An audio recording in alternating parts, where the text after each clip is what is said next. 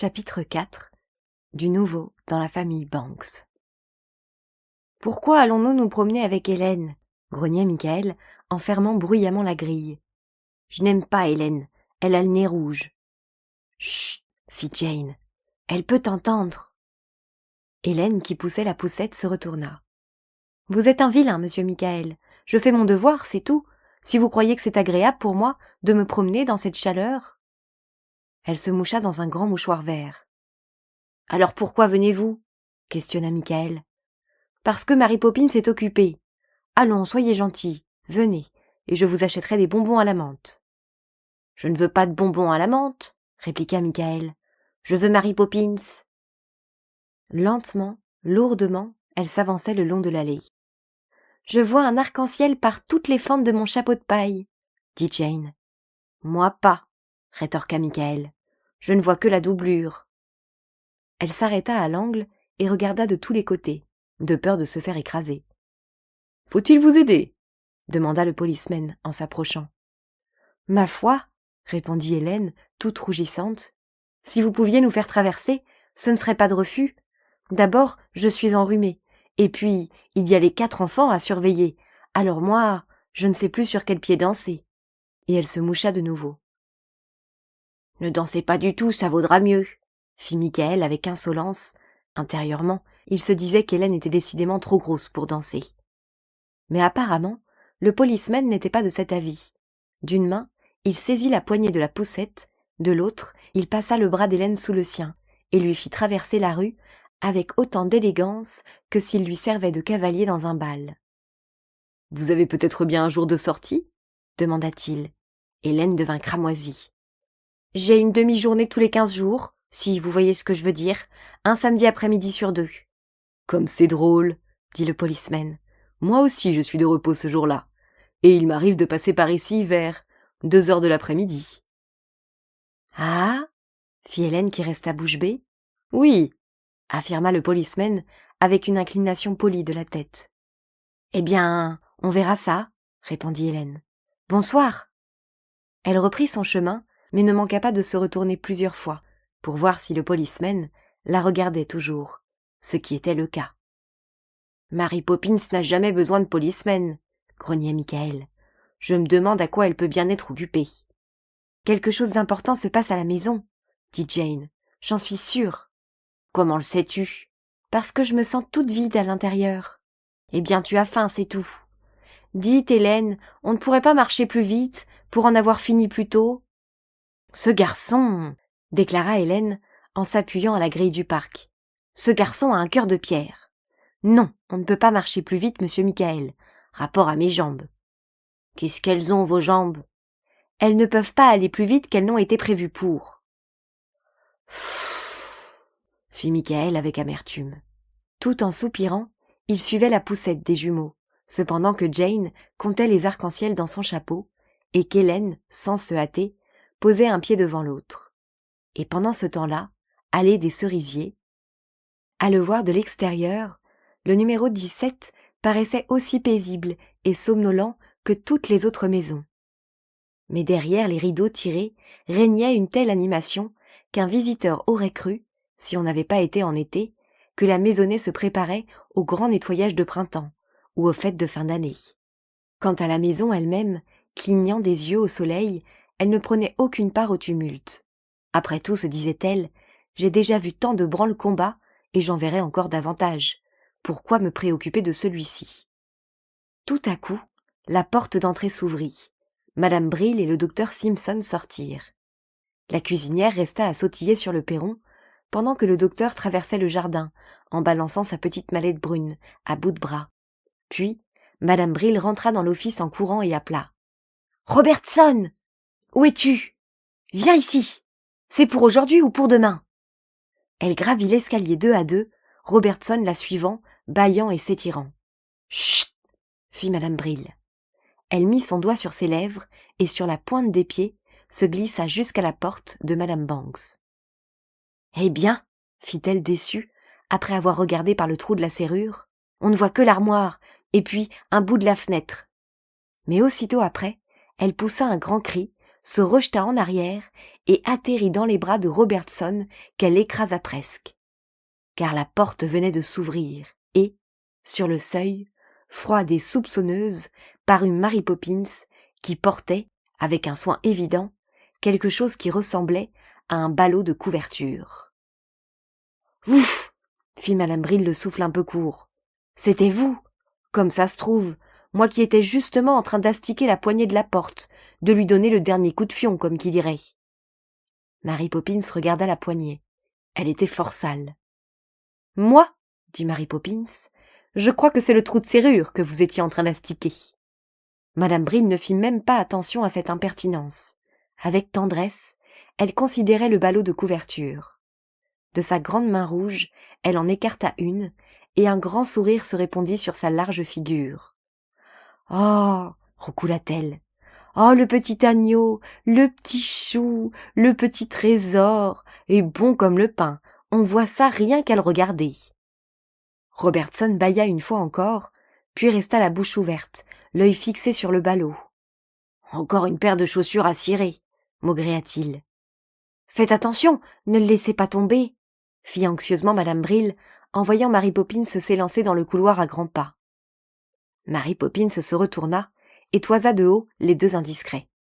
« Il y a comme ça des gens, » déclara-t-elle, « qui feraient mieux de s'occuper de leurs affaires. » Elle replia la couverture et se dirigea vers la chambre d'enfant.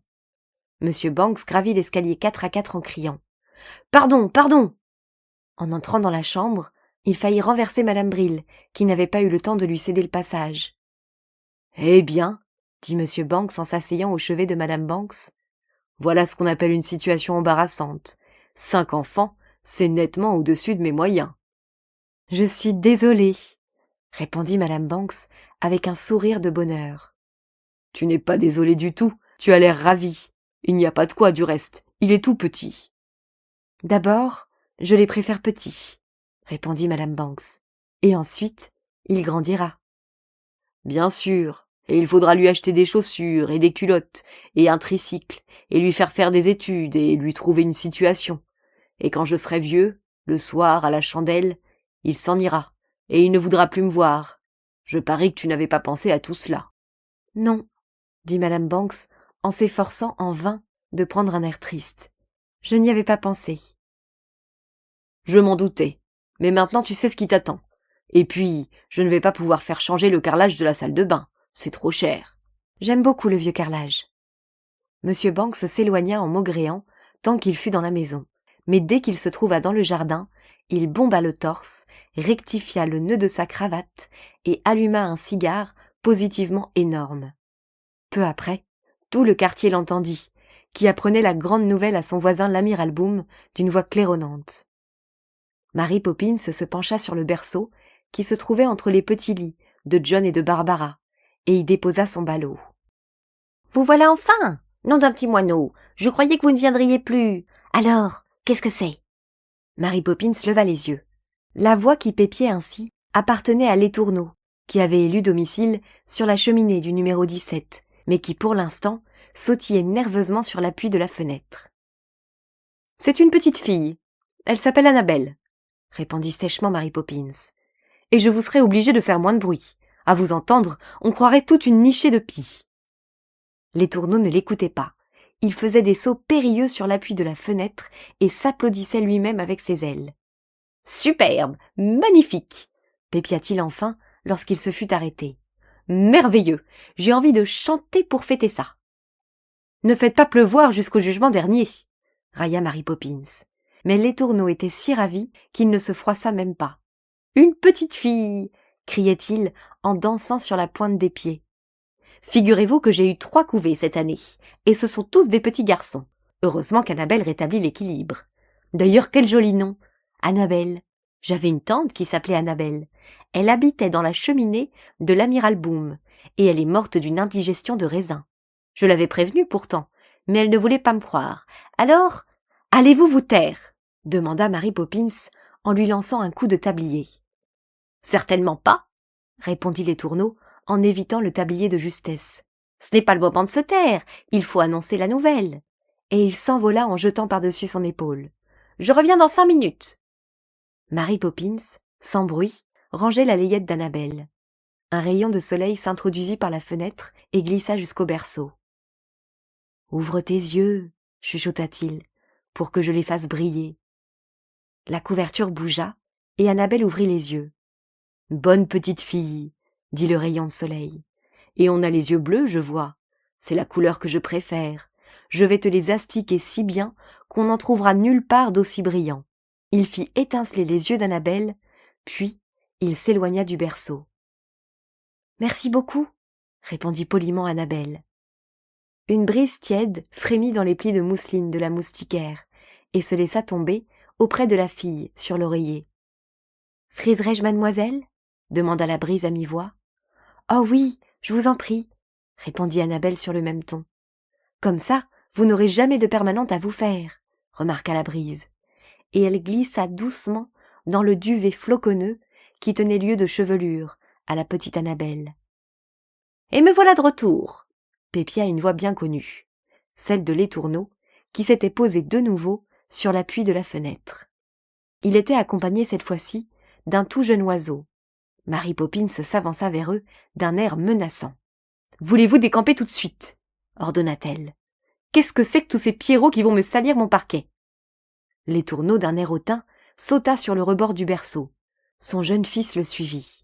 « Veuillez noter, Mary Poppins, » dit Letourneau, « que j'élève correctement mes enfants. Ce n'est certainement pas eux qui vous saliront quelque chose. » Le jeune oiseau regardait autour de lui d'un œil rond et curieux. Letourneau, par petits bonds, atteignit l'oreiller. « Annabelle, ma chérie, » commença-t-il d'une voix mielleuse, « savez-vous que j'adore les gâteaux? Surtout ceux qui craquent bien dans le bec. Vous n'en auriez pas un sous la main, par hasard ?» Ses yeux luisaient de gourmandise, mais Annabelle fit non de la tête. « Eh oui, c'est que vous êtes trop jeune. Votre sœur aînée, Barbara, quel charmant enfant, était toujours avec moi d'une générosité. Si lorsqu'on vous donne des gâteaux, vous pouviez me faire bénéficier d'une miette ou deux. »« Mais bien sûr, » répondit Annabelle du fond de son berceau. « Délicieuse petite fille, » approuva Letourneau en penchant la tête de côté et en lorgnant Annabelle de son œil rond et brillant. « J'espère, » ajouta-t-il poliment, « que votre long voyage ne vous a pas trop fatigué. » Annabelle hocha la tête. « Et d'où vient-elle » pépia tout à coup Letourneau junior. « D'un œuf ?»« Ha !» railla Mary Poppins. « Vous la prenez pour un Pierrot ?» Letourneau père lui lança un regard de reproche, et Letourneau fils, battant des ailes au-dessus du berceau, demanda. « Qu'est-ce qu'elle est alors? Et d'où vient-elle ?»« Explique-lui, Annabelle, » fit Letourneau père.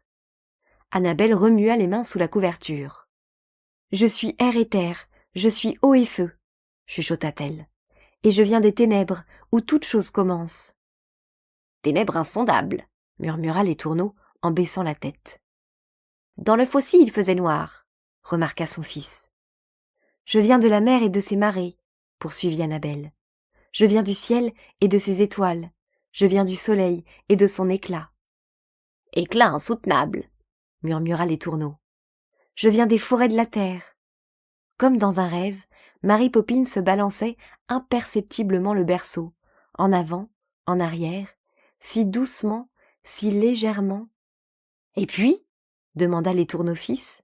« D'abord, je n'avançais que lentement, » reprit Annabelle. « Toujours je dormais et je rêvais. Je me remémorais tout ce que j'avais été, et je songeais à tout ce que je serais. Enfin, je m'éveillais de mon rêve, et alors… » Elle se tut un instant, ses yeux bleus tout pleins de souvenirs. « Et alors ?» insista le jeune Étourneau. « Alors j'entendis les étoiles chanter sur mon passage, et je sentis des ailes chaudes m'envelopper et me porter. Je dépassais toutes les bêtes de la jungle, et je traversais des eaux profondes et noires. Ce fut un long voyage. » Annabelle ne dit plus rien. Le jeune Étourneau la regardait toujours, de son œil curieux. La main de Mary Poppins reposait paisiblement sur le bord du berceau qui n'oscillait plus. « Oui, un long voyage, » murmura Letourneau père, « et qu'on oublie si vite. » Annabelle remua sous ses couvertures. « Oh, moi je n'oublierai pas, » fit-elle avec assurance. « Sornette, vous oublierez. La semaine ne sera pas achevée que vous ne vous souviendrez plus de rien, nom d'une petite perruche. » Sous ses langes de flanelle, Annabelle donnait des coups de pied de rage. Je me souviendrai, je ne peux pas oublier. Pfff, ils oublient tous, répliqua Letourneau. Tous ces imbéciles d'humains. Sauf... Il désigna Mary Poppins de la tête. Sauf elle. Mais elle, c'est un accident. C'est l'exception qui confirme la règle. C'est une espèce de phénomène... Méchant Pierrot! Gare à vous! Cria Mary Poppins. Dans un éclat de rire, les étourneaux père et fils avaient regagné l'appui de la fenêtre. Chat perché! Cria le père d'un ton impertinent. Tiens, qu'est-ce qui se passe? Des voix se faisaient entendre dans le couloir, des pas dans l'escalier. Je ne vous crois pas, je ne vous crois pas! Cria Annabelle furieuse. À ce moment, la porte s'ouvrit. Jane, Michael et les jumeaux se précipitèrent dans la pièce. Madame Brill dit que vous avez quelque chose à nous montrer, fit Jane en jetant son chapeau. Qu'est-ce que c'est? Demanda Michael en regardant autour de lui. Montrez-nous, montrez-nous, criaient les jumeaux. Mary Poppins les dévisagea. Où sommes-nous ici? Demanda-t-elle d'un ton de colère. Dans une chambre d'enfants civilisée ou dans un jardin zoologique? Répondez. Dans un jardin commença Michael, mais il s'arrêta net en voyant l'œil courroucé de Mary Poppins. Je voulais dire dans une chambre d'enfants civilisée, acheva-t-il. Regarde, Michael, regarde! S'écria Jane. Je te l'avais bien dit que quelque chose d'important se passait. C'est un nouveau bébé. Mary Poppins, je peux jouer avec? Mary Poppins foudroya les enfants du regard, prit Annabelle dans ses bras et s'assit dans un vieux fauteuil. Les enfants l'entourèrent. Doucement, je vous prie, doucement, commanda-t-elle. C'est un bébé, ce n'est pas un ballon de rugby. Un bébé garçon? Demanda Michael. Non, un bébé petite fille. Elle s'appelle Annabelle. Michael et Annabelle se regardèrent l'un l'autre. Il lui tendit son doigt et elle le serra dans son petit poing. Oh, la belle poupée, dit Barbara. Nounours en peluche, fit John. Comme ses cheveux sont doux et soyeux, remarqua Jane. On croirait des cheveux d'ange. D'où viens-tu, Annabelle? Annabelle était toujours très contente lorsqu'on lui posait cette question, et elle recommença sa petite histoire. Je viens des ténèbres, où toute chose... Jane se mit à rire. Oh, quel drôle de petit bruit elle fait! Je voudrais bien qu'elle sache parler et qu'elle puisse nous dire d'où elle vient. Annabelle ouvrit de grands yeux et donna des coups de pied dans ses langes. C'est justement ce que je suis en train de faire, protesta-t-elle. Ha ha ha ha, ricana Letourneau. Laissez-moi rire, que vous disais-je? Letourneau junior se cacha derrière son aile pour pouffer. Peut-être vient-elle d'un magasin de jouets, dit Michael. Annabelle protesta vigoureusement. Tu n'es pas malin, dit Jane. Je suis sûre que le docteur l'a apporté dans sa mallette. Alors, j'avais raison ou j'avais tort? Questionnaient les yeux moqueurs de Letourneau. Annabelle fourra son nez dans le tablier de Mary Poppins et se mit à pleurer. Ses pauvres petits cris retentissaient à travers toute la maison. Allons, allons, fit Letourneau d'un ton bourru. Pas la peine de pleurer, vous n'y pouvez rien. Vous n'êtes qu'une petite fille d'homme, après tout. Mais la prochaine fois, vous ferez peut-être attention à ce que disent vos aînés. Il se mit à sautiller d'un air triomphant sur l'appui de la fenêtre. Michael, prenez mon plumeau et chassez-moi vite tous ces pierrots, commanda Mary Poppins d'un ton menaçant. Des piaillements amusés lui répondirent. Nous étions justement sur le point de prendre congé, Mary Poppins. Adieu donc, et sans rancune. Sur ces mots, les deux oiseaux s'envolèrent à tire-d'aile. Bientôt, Annabelle fut habituée à sa nouvelle vie. Elle était ravie de se trouver le point de mire de la maisonnée et de voir des gens se pencher sur son berceau tout au long du jour pour déclarer qu'elle était jolie à croquer ou sage comme une image. « C'est cela, continuez à m'admirer, je vous en prie », leur répondait-elle en souriant. « J'aime tellement cela !» Alors, on s'extasiait sur ses cheveux frisés ou sur ses yeux bleus, et Annabelle souriait d'un air si satisfait que les visiteurs s'écriaient.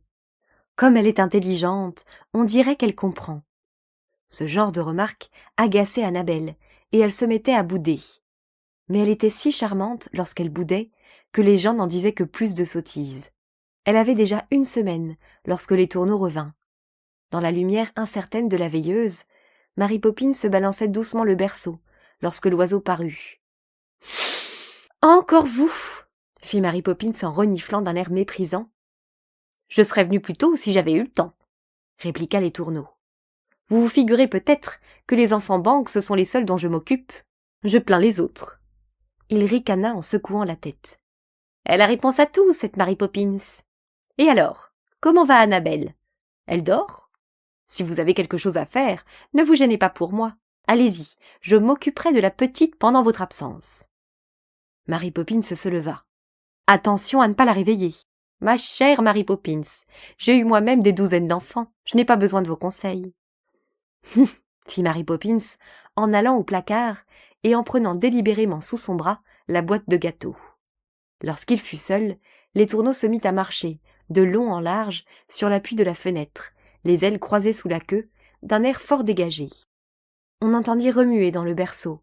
Annabelle ouvrit les yeux. « Bonjour, dit-elle. Justement, je voulais vous voir. »« Ravi de l'entendre, » répondit Letourneau en volant vers elle.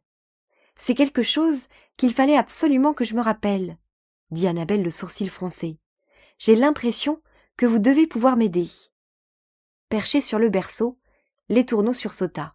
« Cela commence comme ceci, » souffla-t-il. « Je suis air et terre, je suis eau et... »« Pas du tout, » interrompit Annabelle avec impatience. « Je ne suis rien de tout cela, je suis une petite fille. »« Alors, » fit anxieusement Letourneau, « c'est peut-être à propos de votre voyage. Vous venez de la mer et de ses marées, vous venez du ciel et de ses... »« Ne soyez donc pas si stupide, » se récria Annabelle. « Le seul voyage que j'ai jamais fait, c'est jusqu'au parc, et retour ce matin. Non, non, il s'agit de quelque chose d'important et qui commence par un G. » « Par un G ? Ah, j'y suis, c'est gâteau. Il y a la moitié d'un gâteau sur la cheminée. Michael l'y a laissé après le goûter. »« Et c'est tout ?» demanda tristement Letourneau. « Que vous faut-il encore ? Je croyais que vous seriez content d'avoir un joli petit morceau de gâteau. »« Je suis très content, bien sûr. Seulement... » Elle reposa sa tête sur l'oreiller et ferma les yeux. « Maintenant, taisez-vous, s'il vous plaît. J'ai sommeil. » Letourneau jeta un coup d'œil à la cheminée et un autre à Annabelle. « Des gâteaux, » murmura-t-il en hochant la tête. « Pauvre enfant. » Mary Poppins se rentra sans bruit et referma la porte. « Elle ne s'est pas réveillée ? » ?»« Si, pour quelques instants. Assez pour que je comprenne. Je le savais bien qu'elle oublierait, mais c'est tout de même dommage. » Décidément, Letourneau avait la voix enrouée, ou triste. « Encore un rhume ? » demanda Mary Poppins ironique. « Certainement pas, c'est l'air du soir qui ne me vaut rien. D'ailleurs, il est temps que je parte. » Hop, il suivait l'appui de la fenêtre. « On se fait vieux, » pépia-t-il tristement. « On n'est plus aussi jeune qu'on était, n'est-ce pas, Mary Poppins ?»« Peut-être en ce qui vous concerne, » répliqua Mary Poppins en se haussant de toute sa taille. « Mais en ce qui me concerne moi, je n'ai pas vieilli d'un jour. »« Ah, mais vous, » fit Letourneau en secouant la tête, « vous êtes la merveille des merveilles, la merveilleuse 8e merveille du monde. » D'un coup d'aile, il s'envola, et Mary Poppins l'entendit ajouter, par-dessus son épaule. « Du moins, c'est ce que vous imaginez. »« Méchant Pierrot !» dit-elle en refermant la fenêtre d'un coup sec.